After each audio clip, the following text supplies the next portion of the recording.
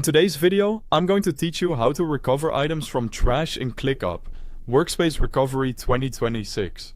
If you've ever deleted a task, list, or even an entire space by accident, don't worry, ClickUp's trash makes it easy to bring things back.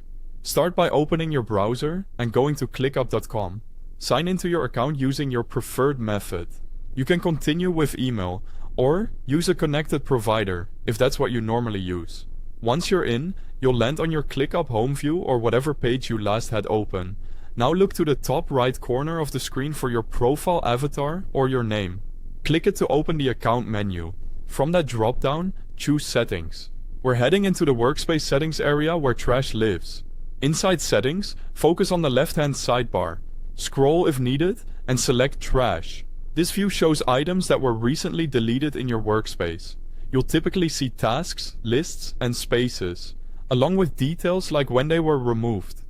It's a safe place for items that might need to be recovered, and they stay here for a limited time before they're permanently cleared.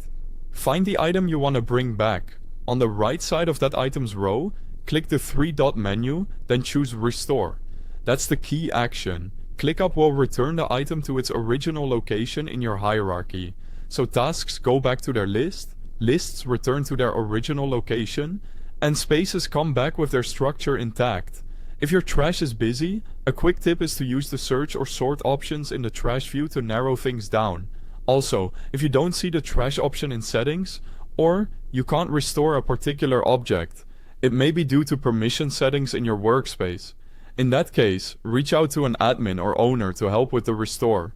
And if an item doesn't appear here, it may have already been permanently removed after the retention window. That's all there is to it. Go to clickup.com, sign in, open your profile menu, head to Settings, select Trash on the left, and use the three dots beside your item to restore it.